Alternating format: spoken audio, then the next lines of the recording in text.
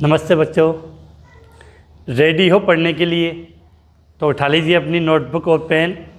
शुरू करते हैं हम आज की क्लास। आज की क्लास शुरू करने से पहले बेटा मैं कल की बात कर लूँ कि कल की क्लास में मैंने आपको एक तो औसत परमाणु द्रव्यमान है क्या होता है उसके बारे में बात की थी, 2-3 एग्जाम्पल समझाए थे। और उसके बाद इम्पोर्टेंट पॉइंट आणविक द्रव्यमान या अणुभार हम किस प्रकार से ज्ञात करते हैं, हमने उसकी बात की थी। आज का टॉपिक बेटा बहुत ज़्यादा इम्पोर्टेंट है और सबसे ज़्यादा कन्फ्यूजन 11th क्लास में अगर किसी टॉपिक पे होता है तो वो इसी पे होता है। नाम है मोल। मोल संकल्पना, मोल कंसेप्ट बात करते हैं बेटा कि टॉपिक का नाम बेटा आज का क्या अपना मोल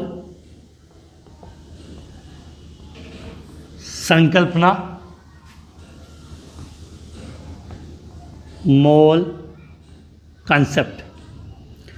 बेटा मोल संकल्पना समझने के लिए कुछ चीज़ें मैं बता दूं कि जब हमने शुरुआत में भौतिक राशियों के बारे में कुछ बात की थी तो मैंने आपको ये बताया था कि पदार्थ की मात्रा, क्या लिखा है, पदार्थ की मात्रा अमाउंट ऑफ सब्सटेंस किस में लिखते हो आप, मोल में लिखते हो। कि पदार्थ की मात्रा का जो मात्रक लिखते हो वो आप क्या लिखते हो, मोल लिखते हो। और हमने कहा था कि इस मोल के बारे में हम डिटेल से बात करेंगे। अब आप कुछ समझते हो कि हम बाज़ार में जो सामान खरीदते हैं वो ग्राम में होगा, लीटर में होता है, इनके अंदर होता है। लेकिन ये मोल एक नई अवधारणा है कि आप बाज़ार में जाके ये कहो कि मुझे 1 मोल चीनी दे दो तो वो दुकानदार वो बिल्कुल नहीं समझ पाएगा कि 1 मोल का मतलब क्या है। तो पहले हम समझते कि 1 मोल होता क्या है। 1 मोल में किसी भी पदार्थ के कितने कण हैं, 1 मोल पदार्थ जब आप लो तो उस पदार्थ की कितनी ग्राम मात्रा लोगे या उसका कितना आयतन लोगे, उन सब की बात हम यहाँ करेंगे। बस बिल्कुल एक एक शब्द पर गौर करना है, समझना है, क्योंकि यहाँ थोड़ी बहुत भी अगर आपका ध्यान डाइवर्ट हुआ तो फिर ये समझ में नहीं आने वाला। क्योंकि बच्चों के बहुत ज़्यादा कन्फ्यूजन क्रिएट होता है बेटा मोल में, तो एक एक शब्द पे आपको ध्यान देना है यहाँ पे। तो हम बात करें बेटा किसकी, मोल की बात कर रहे हैं। तो मोल के लिए पहले मैं बेटा एक बार डेफिनेशन लिख देता हूँ, उसके बाद हम धीरे धीरे उसके बारे में बात कर लेंगे। तो हम कह रहे हैं कि किसी पदार्थ की 1 मोल वह मात्रा है, क्या लिखा बेटा, किसी पदार्थ की 1 मोल वह मात्रा है जिसमें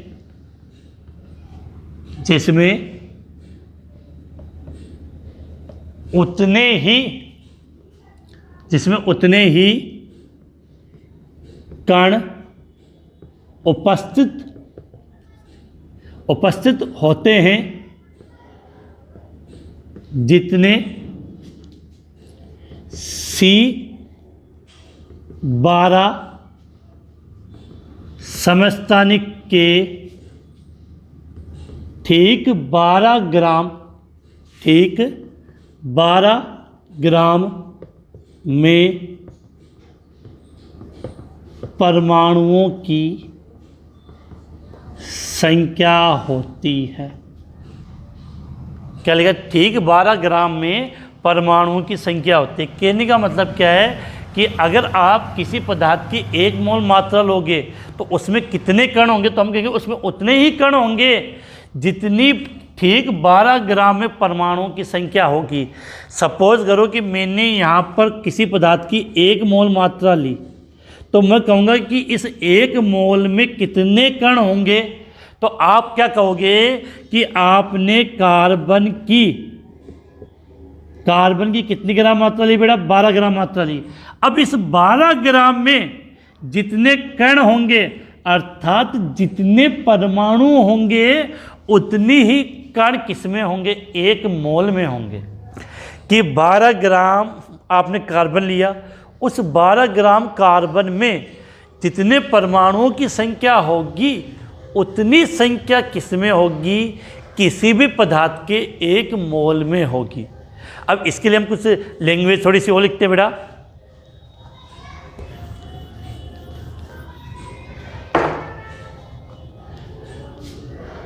याद रखिए बेटा, अगर आपको याद हो तो आपने पहले की क्लास में पढ़ा होगा, द्रव्यमान स्पेक्ट्रम मापी के द्वारा कार्बन के एक परमाणु का द्रव्यमान, क्या लिखा? द्रव्यमान स्पेक्ट्रम मापी के द्वारा कार्बन के एक परमाणु का द्रव्यमान कितना ज्ञात किया था बेटा पिछले वाली क्लास में? अगर आपने कंटिन्यू अटेंड किया तो कमेंट्स में बता सकते हो। कितना? 1.99 इंटू 10 की पावर -23 ग्राम प्राप्त किया।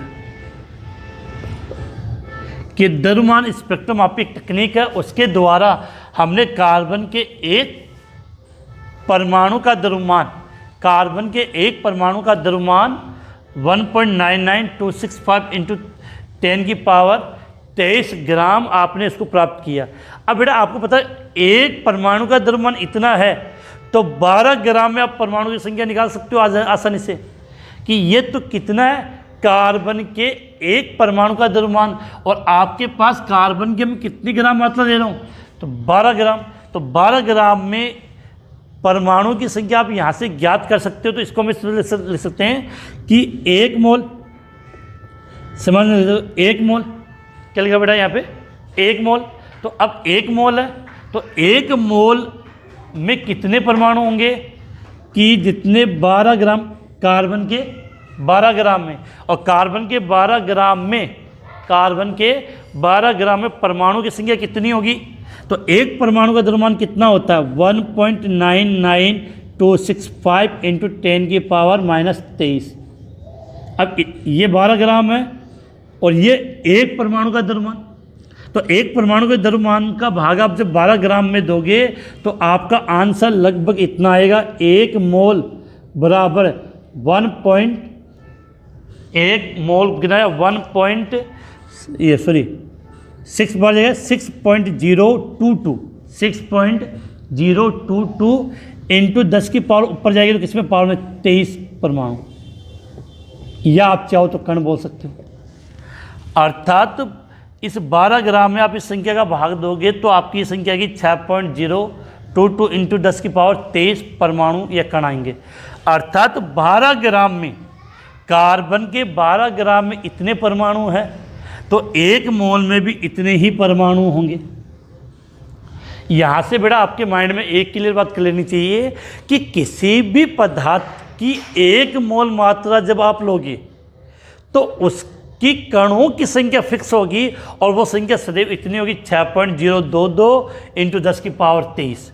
अब कण बोलोगे तो कण लिख दोगे, परमाणु शब्द बोलोगे तो परमाणु, अणु बोलते हो तो अणु शब्द आप यहाँ पे लिख सकते हो।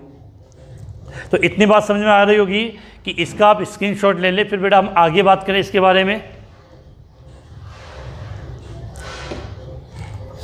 इसके बारे में बेटा आगे बात करें तो बेटा यहाँ से माइंड बिल्कुल क्लियर होना चाहिए आपकी एक बात कि किसी भी पदार्थ की 1 मोल, बाकी बेटा समझ में आए तो ठीक है, इसको हम इस प्रकार से याद कर लेना आप कि किसी भी पदार्थ का अगर आपको 1 मोल मात्रा लेनी है तो अर्थात उस पदार्थ के कितने कण होंगे उसमें 1 मोल में 6.02 इंटू 10 की पावर घात 23 परमाणु या कण बोले तो आप कण बोल सकते हो।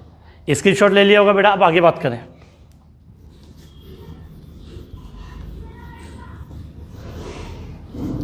इसका मतलब बेटा आप यहाँ से एक बात ही कह सकते हो कि किसी भी पदार्थ की जो 1 मोल मात्रा होगी, चाहे कोई भी पदार्थ हो, किसी भी पदार्थ की 1 मोल मात्रा होगी उसमें 6.022 इंटू 10 की पावर 23 कण होंगे। बेटा ये फिगर, ये संख्या, ये रट लेना, याद कर लेना, बार बार काम में आएगा। अब बेटा ये संख्या इतनी महत्वपूर्ण हो गई है कि इसको अलग से नाम दिया गया और इसका अलग से प्रतीक दिया गया। क्या बोलते बेटा इस संख्या को? नाम सुना हो तो 6.022 इंटू 10 की पावर 23। क्या बोलते बेटा? आवोगाद्रो संख्या। और क्या बोलते बेटा इस संख्या को हम? आवोगाद्रो संख्या। और इस संख्या को हम किससे रिप्रेजेंट करते हैं बेटा? n1 के द्वारा रिप्रेजेंट करते हैं। n1 के द्वारा रिप्रेजेंट करते हैं। तो ये संख्या इतनी इम्पोर्टेंट हो गई हमारे लिए, एक मोल में कणों की संख्या इतनी इम्पोर्टेंट हो गई, इतनी महत्वपूर्ण हो गई कि हमने इसको अलग से नाम दिया। नाम क्या दिया? अवोगाद्रो संख्या। प्रतीक क्या दे दिया? Na। प्रतीक क्या दिया बेटा? Na।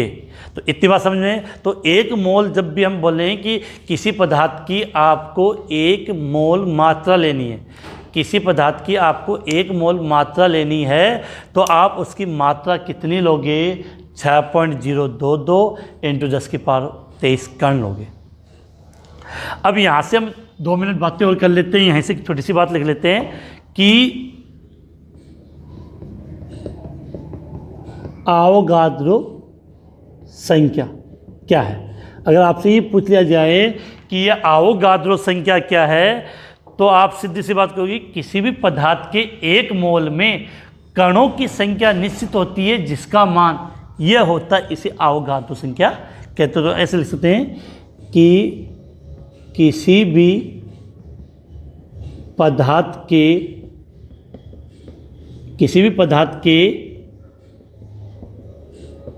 एक मोल में, किसी भी पदार्थ के एक मोल में कणों की संख्या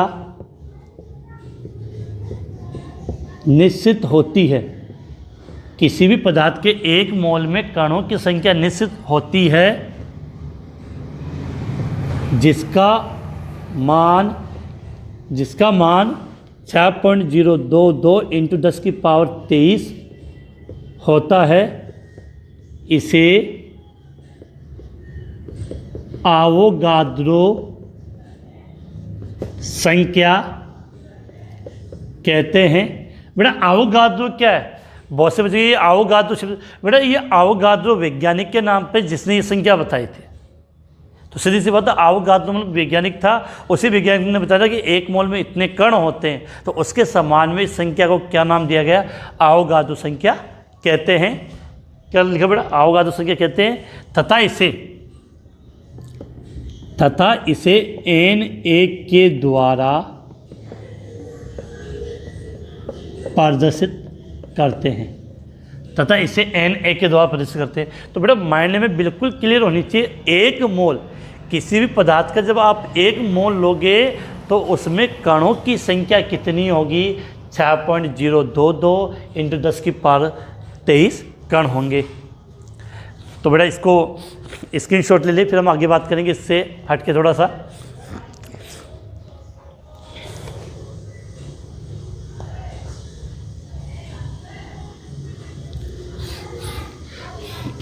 हाँ बेटा अभी ध्यान रखना, अभी इस मोल के बारे में हम आगे कल की क्लास में, क्योंकि अभी तो हम जैसे 2-3 शब्द और अपने आएंगे। जैसे अभी हम जस्ट टॉपिक लेंगे अब आगे इसके मोलर द्रव्यमान, फिर पढ़ेंगे प्रतिशत संघटन। उसके बाद इस मोल वाले कंसेप्ट को हम डिटेल से फिर से समझाऊंगा कि इसका मतलब क्या है या हमें किस प्रकार से इसको याद करना है। तो उससे पढ़ने से पहले एक नया टॉपिक ले लेते हैं बेटा अपना, मोलर द्रव्यमान। क्या लिखा बेटा? मोलर, इंग्लिश में बोलते हैं बेटा इसको मोलर मास। तो क्या लिखा बेटा मैंने? मोलर द्रव्यमान या मोल। तो बेटा हम बात कर रहे हैं मोलर द्रव्यमान की। तो मोलर द्रव्यमान का मतलब होता है कि किसी भी पदार्थ का एक मोल आपने लिया है, उसकी ग्राम में व्यक्त मात्रा, कि एक मोल लोगे तो ग्राम में उसकी कितनी मात्रा होगी, उसको व्यक्त करने का जो द्रव्यमान होता है, उस द्रव्यमान को हम क्या बोलते हैं? मोलर द्रव्यमान कहते हैं। तो इसके लिए हम ऐसे लिख सकते हैं कि किसी पदार्थ, क्या लिखा बेटा? किसी पदार्थ के एक मोल की ग्राम में व्यक्त, किसी पदार्थ के एक मोल के ग्राम में व्यक्त द्रव्यमान को मोलर द्रव्यमान कहते हैं। क्या लिखा है? किसी भी पदार्थ के एक मोल के ग्राम में व्यक्त द्रव्यमान, ग्राम में हम जब उसको व्यक्त करें वह द्रव्यमान इसका क्या कहलाएगा? मोलर द्रव्यमान कहलाता है। अब यहाँ से आपको याद करना है कि ग्राम में व्यक्त मोलर द्रव्यमान, ग्राम में व्यक्त मोलर द्रव्यमान संख्यात्मक रूप में या संख्यात्मक रूप से परमाणु द्रव्यमान या आणविक द्रव्यमान के समान होता है।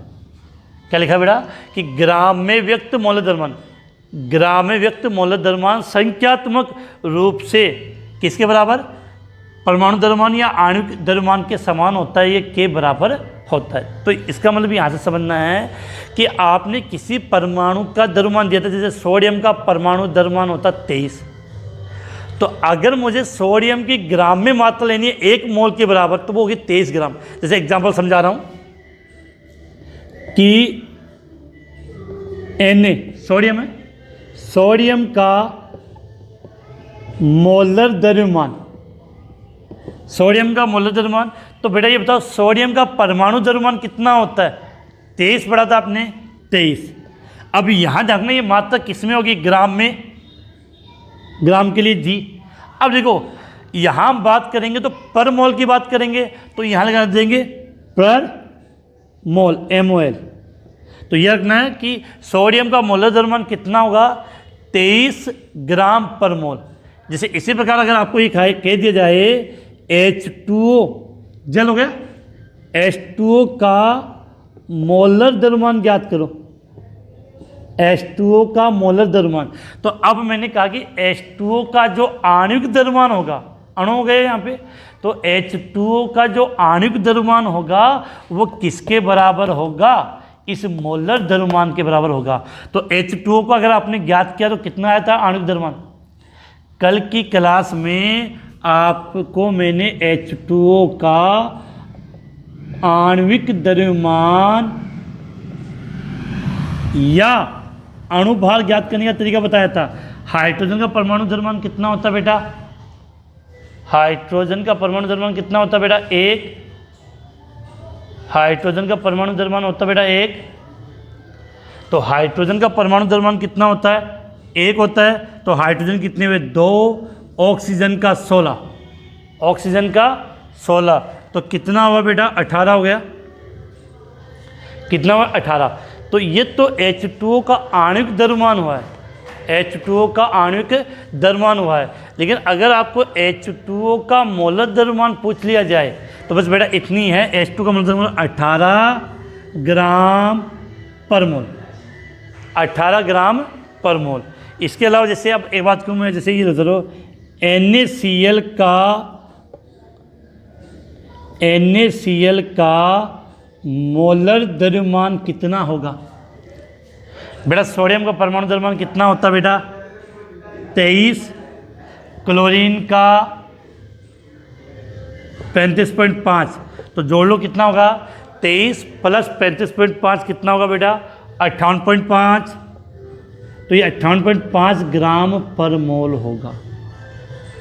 हाँ एक चीज़ और बेटा, जैसे आपने ये निकाला H2O का आणविक द्रव्यमान या अणुभार कितना, 18। तो 18 के पीछे आप यूनिट क्या लगाते हो, मात्रा क्या लगाते हो, वहाँ पर आप लिखते हो यू का मतलब यूनिफाइड मास, या क्या लगा सकते हो, AMU, एटॉमिक मास यूनिट। तो अब बेटा हम बात करें यहाँ पे, तो यहाँ से आपको एक बात समझ की करनी है कि मोलर द्रव्यमान का मतलब क्या है, कि परमाणु द्रव्यमान।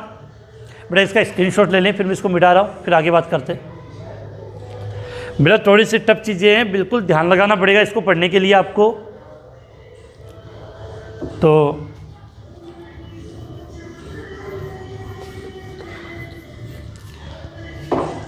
अब यहाँ से बेटा समझा रहा हूँ, समझने की कोशिश करना कि अगर आपको ये कहा जाए किसी का परमाणु द्रव्यमान लिया, जैसे सोडियम का परमाणु द्रव्यमान कितना होता है, 23U, 23U है, और मुझे ये कहा गया किसका ले रहे बेटा, सोडियम का परमाणु द्रव्यमान 23 होता है, हमने सीखा था।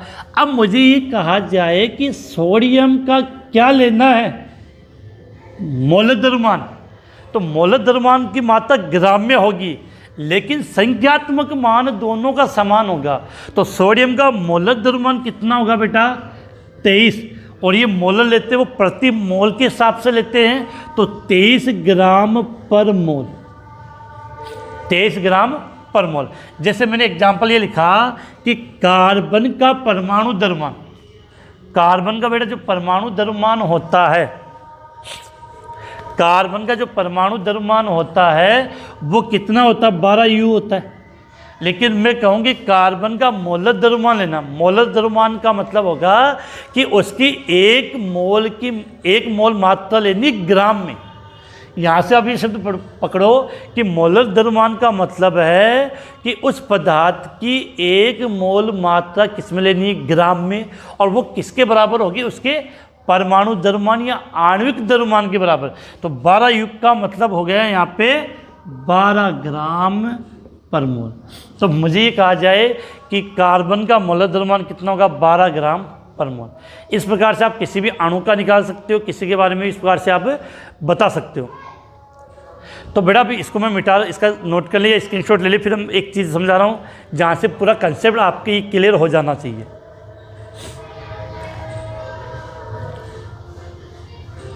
ये बात तो क्लियर हो जाना चाहिए कि मोलर द्रव्यमान है वो एक मोल पदार्थ की ग्राम में मात्रा है। चाहो तो आप ये लिख लो, मोलर द्रव्यमान का मतलब क्या हुआ कि किसी एक मोल या एक मोल पदार्थ की, एक मोल पदार्थ की ग्राम में मात्रा, किसी भी पदार्थ के या एक मोल पदार्थ की ग्राम में जो मात्रा है उसको आप क्या बोलते हो, मोलर द्रव्यमान। तभी तो इसका प्रतीक हो गया ग्राम पर मोल, ग्राम पर मोल। अब बेटा ये तो आपने 10th क्लास में पढ़ा होगा कि चाहे तो इसको ग्राम पर या प्रति मोल बोल दो या ग्राम मोल इनवर्स, दोनों में कोई अंतर नहीं है। देखो ग्राम प्रति मोल या ग्राम मोल इनवर्स, दोनों का मतलब एक ही है। स्क्रीनशॉट ले लिया होगा बेटा। अब हम आगे बात करें इसके बारे में।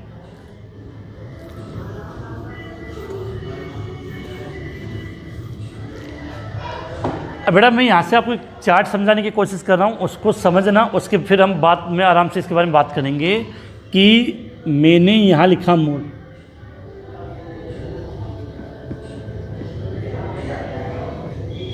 अब यह समझना कि अगर आपको ये कहा जाए कि किसी भी पदार्थ का एक मोल लेना है और उस मोल में यदि आपसे कणों की संख्या पूछी जाए, क्या पूछी जाए, कणों की संख्या, तो ध्यान रखना किसी भी पदार्थ का एक मोल का मतलब होता है उसमें कण फिक्स होंगे। किसी भी पदार्थ के एक मोल में कण की संख्या फिक्स होगी और वो कितनी होती है, 6.02 × 10⁻23।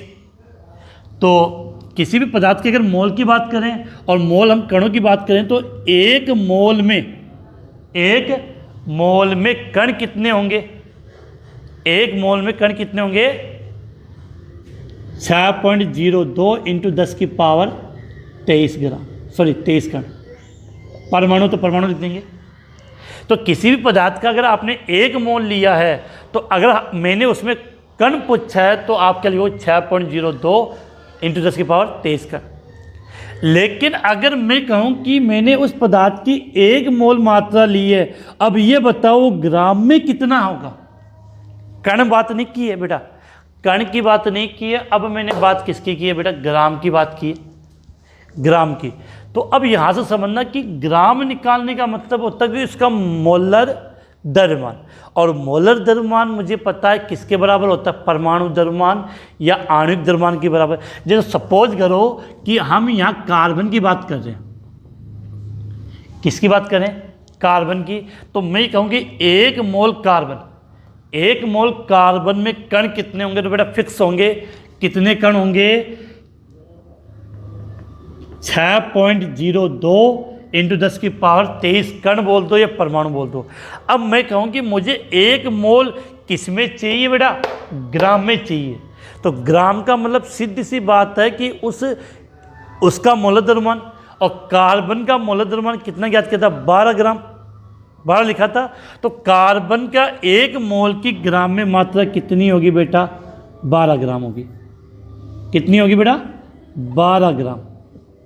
अभी 2-3 एग्जाम्पल और समझाऊंगा।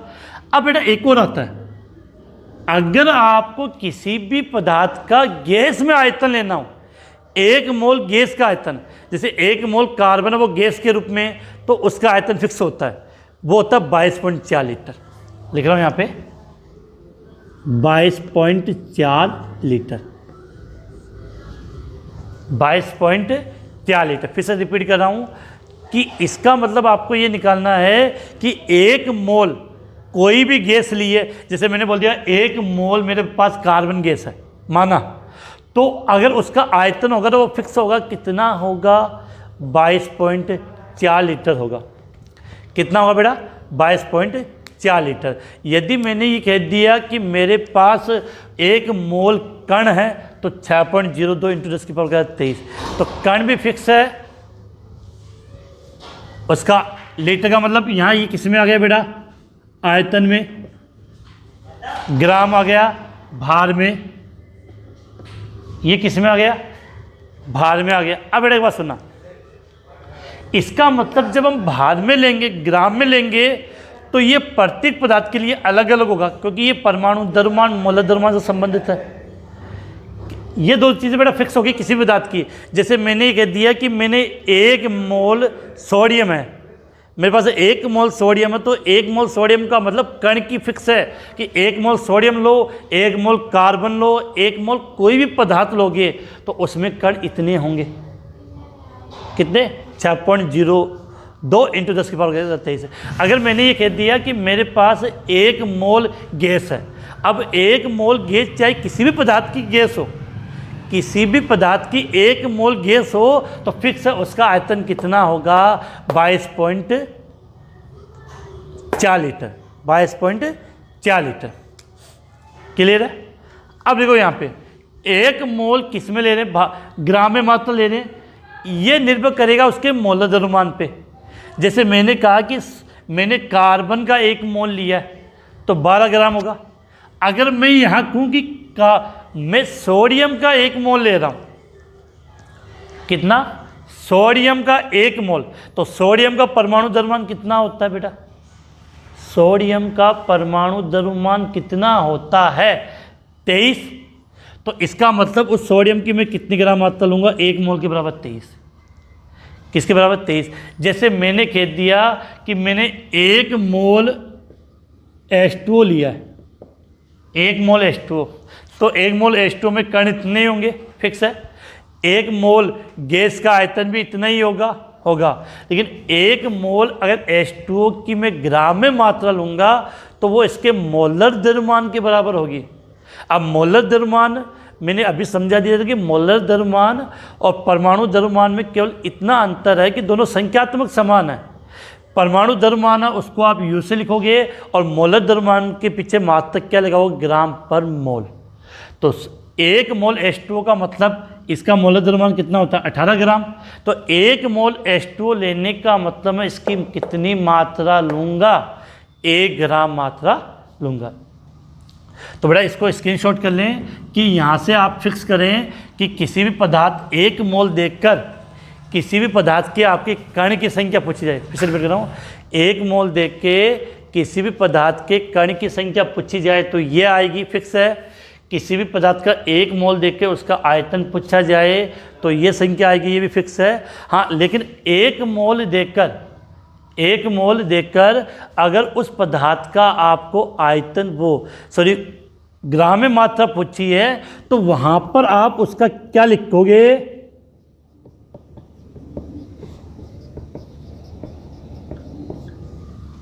मोलर द्रव्यमान।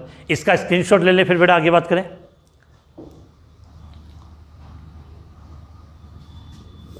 अब बेटा यहाँ से आपकी फिर से कन्फ्यूजन है कि हमने मोल को 3 चीज़ों के साथ संबंधित किया है, कण के साथ, आयतन के साथ गैस के रूप में और भार के साथ मौलिक द्रव्यमान के रूप में। तो किसी भी, जैसे मैंने कहा कि यहाँ मैंने 1 मोल सोडियम लिया, इसमें मैंने कह दिया कि मैंने 1 मोल, यहाँ मैंने 1 मोल सोडियम धातु ली है, यहाँ मैंने 1 मोल H2O लिया है, और यहाँ मैंने बोल दिया मैंने 1 मोल कार्बन लिया है, 1 मोल कार्बन लिया है। तो बेटा अगर इन तीनों में कणों की संख्या पूछी जाए या परमाणु की संख्या पूछी जाए तो सेम होगी।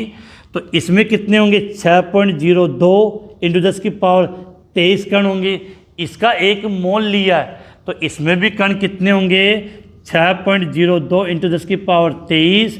इसमें भी कण पूछे तो 6.02 इंटू 10 की पावर 23 कण होंगे। कंसेप्ट क्लियर, कोई प्रॉब्लम नहीं होनी चाहिए। हाँ, अगर मैं कहूँ कि मैंने 1 मोल सोडियम गैस के रूप में ली है तो इसका आयतन फिक्स होगा 22.4।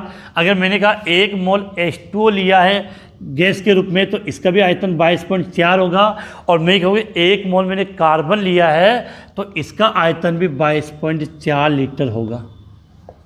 बस अंतर कहाँ आएगा, जब हम ग्राम में लेंगे, और ग्राम में लेंगे तो वो इसके मोलर द्रव्यमान के बराबर होगा। ग्राम में लेंगे तो मोलर द्रव्यमान के बराबर होगा। तो बेटा इसकी बातें मैं कल करूँगा। कल वापस से हम ये कंसेप्ट रिपीट करेंगे, इसको अच्छी तरीके से समझने की कोशिश करेंगे। तो बिल्कुल क्लास अटेंड करना कल की। इसके साथ बेटा आज की क्लास में यहाँ समाप्त करता हूँ।